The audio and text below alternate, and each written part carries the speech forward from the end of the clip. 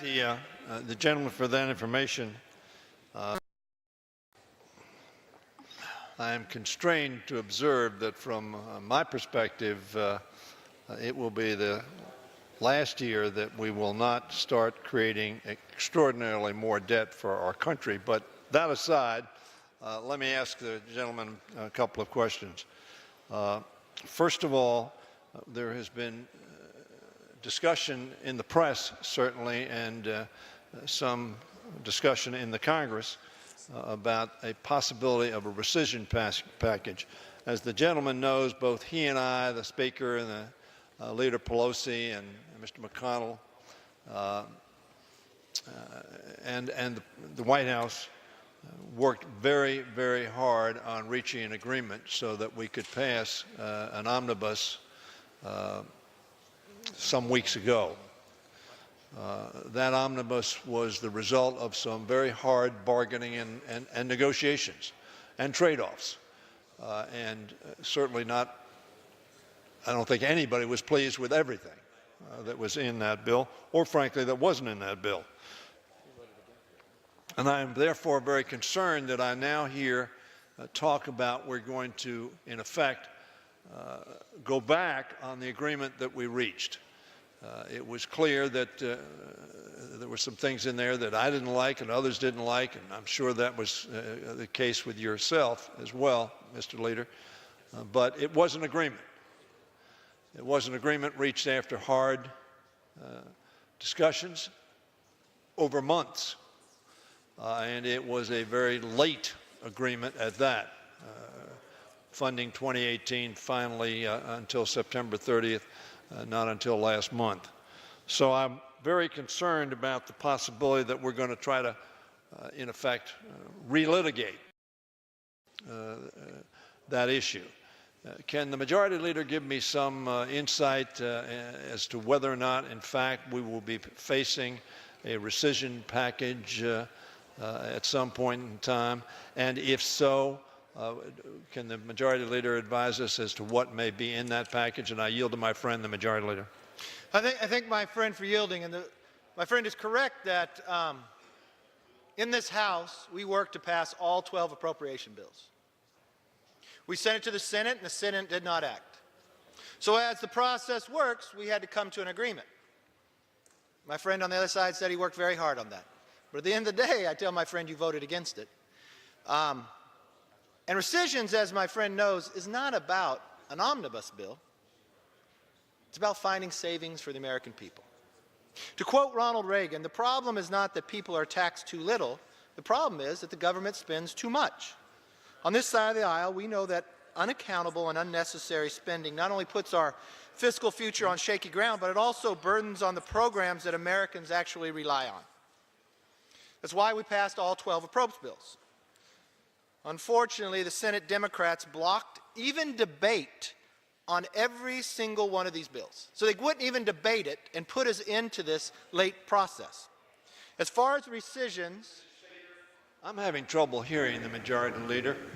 House will be in order. Please take your conversations from the aisles and from the back hallways. Gentleman's recognized. Now, as far as rescissions, I believe the Trump administration is committed to sending Congress a rescission proposal. As my friend knows, the 1974 Budget Act would give this proposal fast-track procedures, both the House and, more importantly, in the Senate, which means to the American public, it takes 51 votes to pass. So no longer can a minority hold up debate or hold up process to harm the American public. While this has not been done in 20 years, President Trump is not afraid of challenging the status quo, and I personally respect that. But I want to look at history, and I want the American public to understand it. Rescissions were once commonly used by 5 different administrations, both Republican, both Democrat, and at times the Republicans had Democrat majorities in Congress. Let me give you, for instance. President Bill Clinton proposed 166 rescissions. Congress passed 111 of those. H.W. Bush, where Democrats controlled both, proposed 175. They passed 35 of those. Ronald Reagan proposed more than 600 And they accepted more than 213 times to be able to cut spending. Now, Jimmy Carter, he proposed 152. Congress accepted 64. And President Gerald Ford proposed 87, and Congress accepted 38. As far as what this proposal looked like, it remains a work in progress. Now, I will continue to work with the administration, but the one thing I want to be very clear, this is not about an omnibus. This is about saving money. So what a rescission package can do, it can go back into other accounts that have just sat there with money in it with no action. No business would run their business that way. No family would want it run that way, to keep some debt while you have money sitting over here. If you can save, I would believe everybody in this body would want to save the taxpayers some money.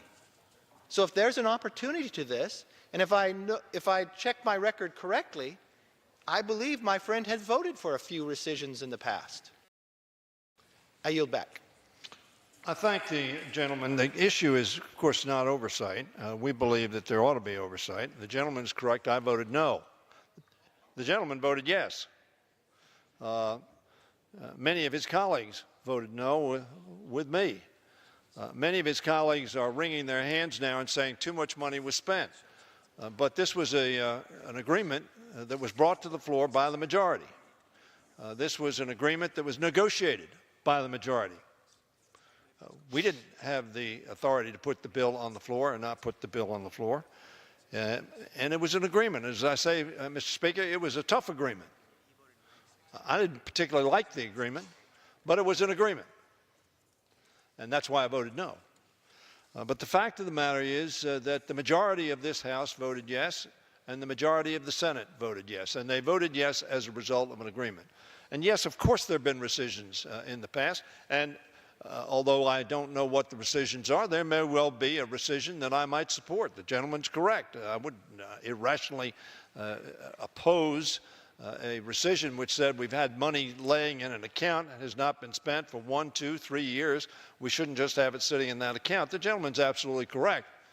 But very frankly, in my view, Mr. Speaker, this is to, in effect, negate an agreement that was reached and to, in effect, say, no, we really don't want to spend that money. That may be correct, but the majority of the Republican in this House voted for it. Nobody said we're going to vote for it, but days later, we're going to come back and say we don't want this, we don't want that, we don't want the other. And we think it's a little bit like we did yesterday, where the majority has offered a tax bill which cuts $1.8 trillion in revenue. I made the point yesterday that it was a little bit like a businessman has a product to sell. The product costs him $10 to produce, and he charges $7 when he sells it.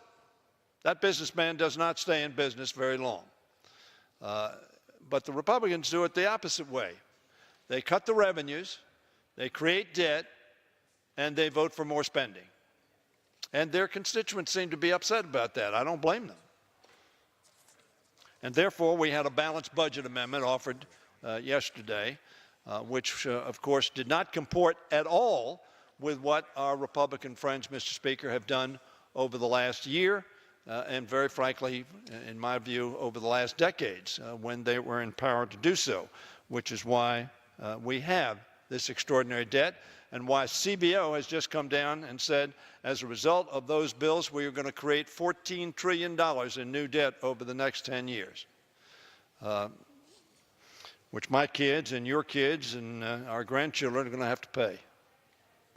I want to make it very clear that I think we need a serious, disciplined discussion on getting a handle on this deficit.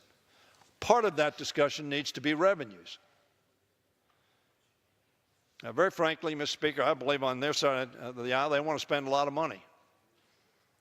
They want to spend it on defense. And we increased defense by over 10, 12%.